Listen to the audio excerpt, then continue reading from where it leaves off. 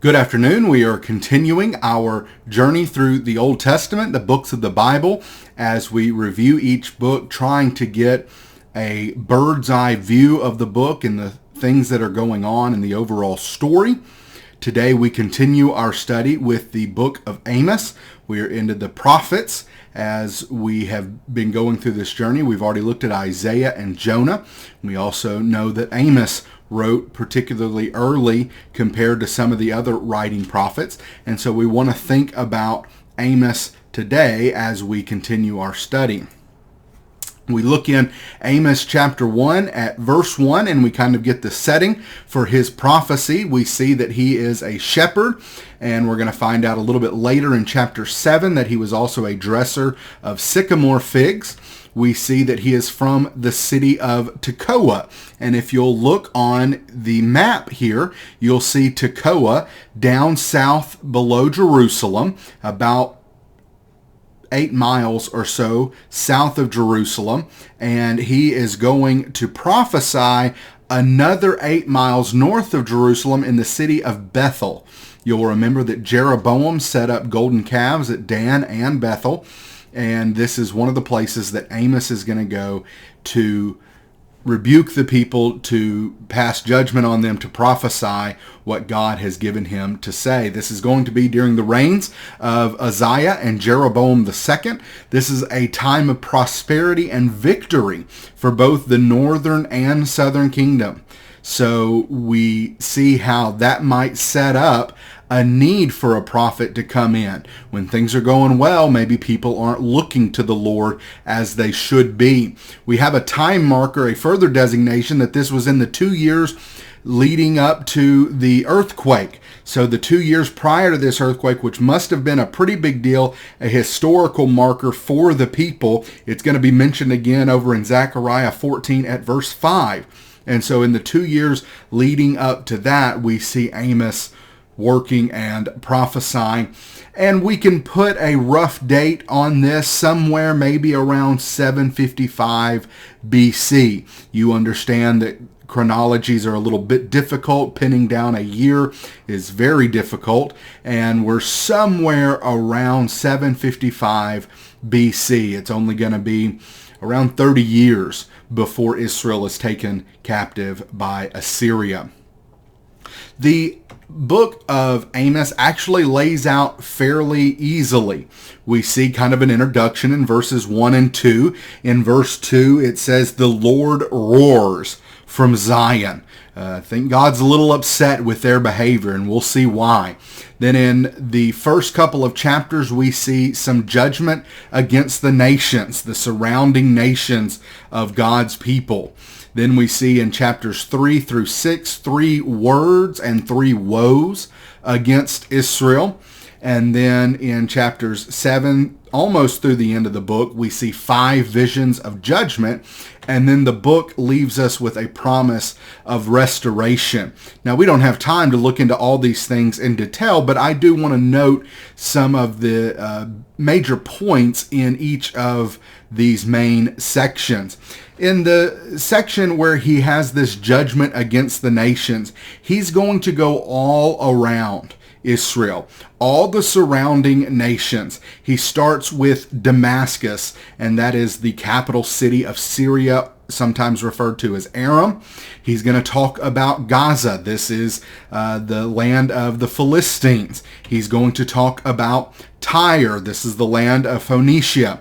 He's going to talk about Edom. You'll remember these are the people of Esau, so they have a relationship to some extent with the Israelites. He's going to talk about Ammon and Moab. These are the descendants of Lot. And we read about that story in Genesis chapter 19.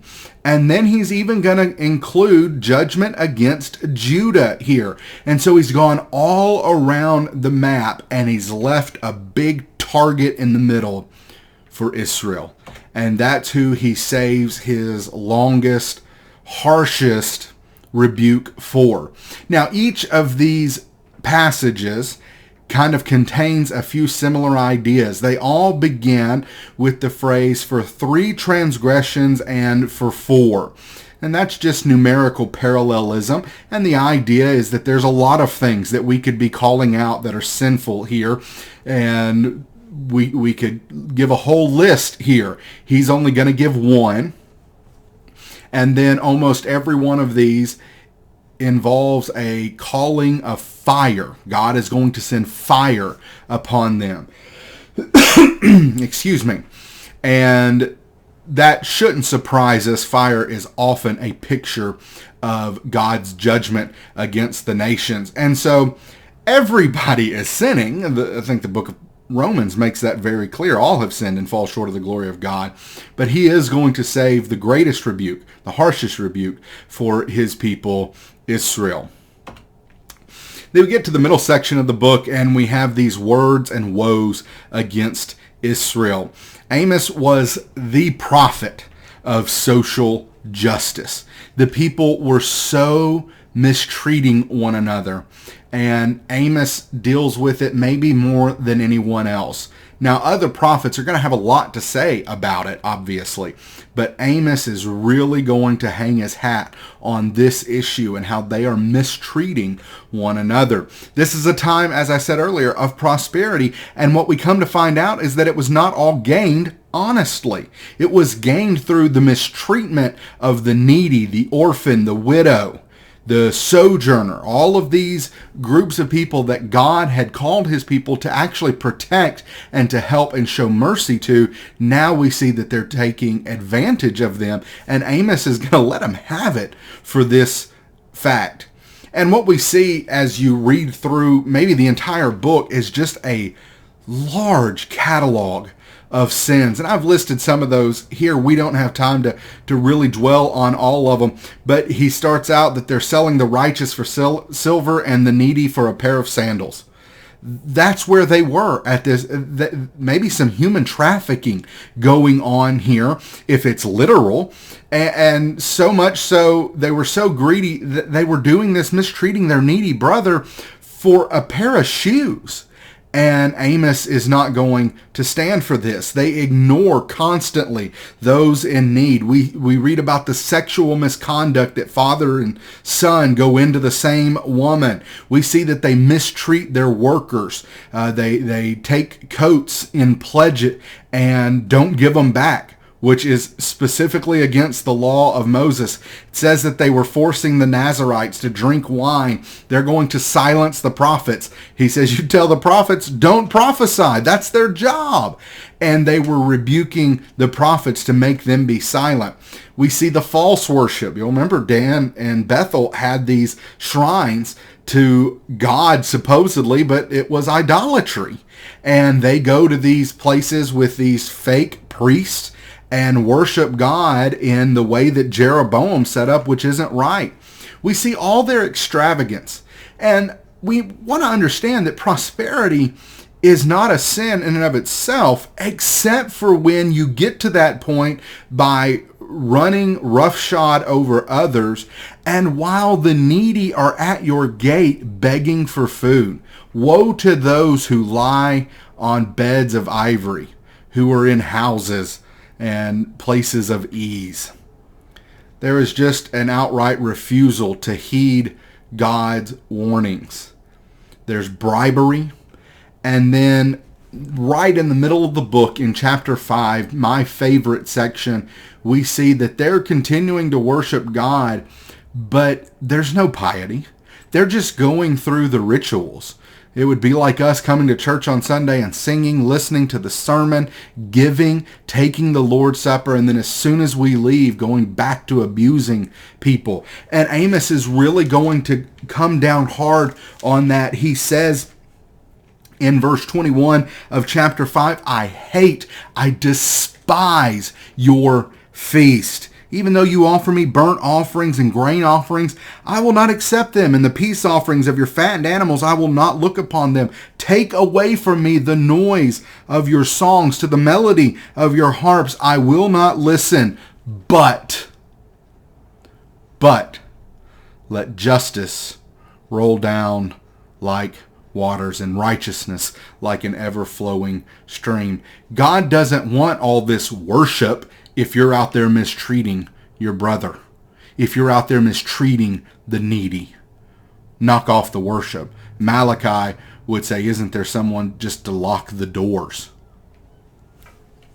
And then we get to chapter 7, and we start to see these visions of judgment. There are 5 visions of judgment, and they're very short. In the first one, he sees a vision of locusts. Now, we know that locust was a horrible plague. Locusts could devour the land.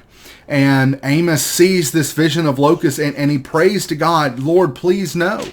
And God relents. And then we see the vision of fire. It's destroying the land. And Amos again pleads with God, please don't do this. And God relents. But then we see a vision of a plumb line. A plumb line is a weight hanging on a string to measure whether the wall is straight and vertical.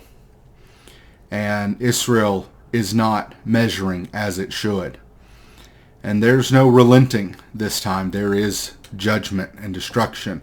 We see a vision of summer fruit. And the picture of summer fruit is that it is time and it is ripe and it is ready to be devoured. And then we see the vision of the Lord standing by the altar, and he says, strike the doorpost so that the threshold and the capitals shake. So God has mercy, and God will be merciful. He will give people time, but a time is coming when God will destroy the wicked for their wickedness. For all that negativity, there's a lot of it in this book. There's a lot of judgment and destruction. Amos doesn't seal up his scroll without giving us some hope.